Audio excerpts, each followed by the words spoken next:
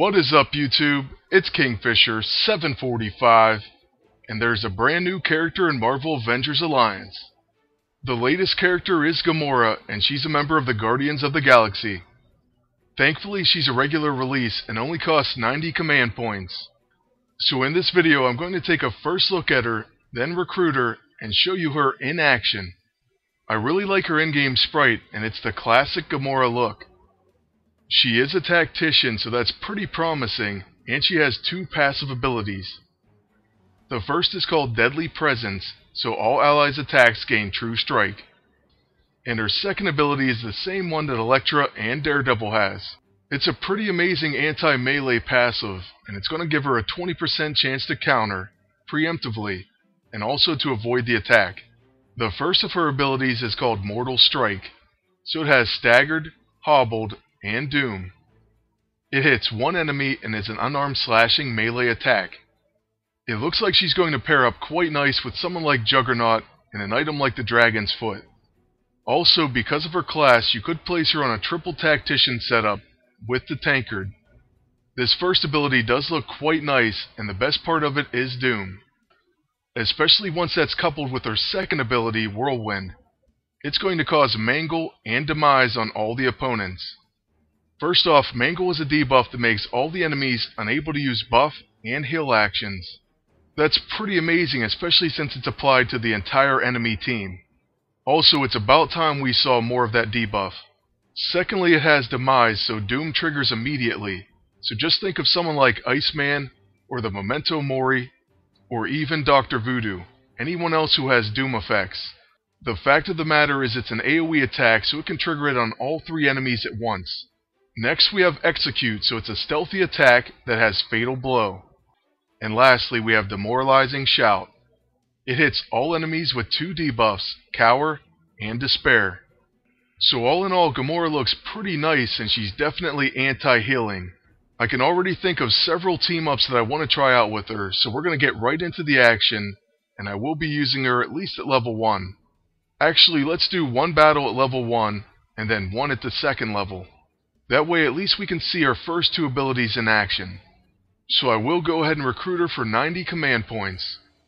So there's her recruitment animation, and then we'll take a look at her dialogue in just one moment. I am working on the lockbox collection, and hopefully I can win Rocket Raccoon. Other than that, I just have to wait on Hogan, and I'll have all the characters once again. By the way, I can't wait to see the other Guardians of the Galaxy in action. And also, unrelated, I don't know how many of you saw that Anti-Venom will be the next Spec Ops hero, but that has me excited as well. Now in this first battle, I teamed up Gamora with Elektra, and they both have that Master Assassin, so I figured that this team would be a nightmare for melee attackers. These particular enemies do have melee attacks, so hopefully we see some of that kicking in. With my agent, I don't have that counterattack heavy setup that I usually use. This should allow Gamora to get more time to attack, and we'll get to see more of that animation. First, I'm going to use the Neurotrope, and then I will attack the Infiltrator. And that's just because Gamora's a tactician, so we might as well finish him off first. By the way, I don't know how many of you noticed that a lot of her attacks share the same name as warrior attacks in WoW. Well, actually all of them do, and there's no way that's a coincidence. Mortal Strike, Whirlwind, Execute, and Demoralizing Shout. Someone at PD must have been a former WoW player, or they still play. And there we see the first of Mortal Strike in action, and we do place Doom on that top delta. In the next battle I include, I'll make sure I have her at level 2, that way we can trigger Doom. And then of course I'll work on leveling her up, but that will take some time. It would actually be nice to use her in this PvP season because she's very anti-heals. Unfortunately I won't have her Execute unlocked quite yet, but I think it's pretty funny that it has Fatal Blow. That's because Execute was a finisher on World of Warcraft. Now as far as this battle, this top delta is going to get hit by a counterattack, and that will finish him. Then I'm actually going to use Elektra's Fatal Blow maneuver on the bottom delta. So let's go to Assassin Strike, and then that will be it for this battle. For the next one, we're going to fast forward just slightly in time, and then I'm going to use her with a triple tactician setup.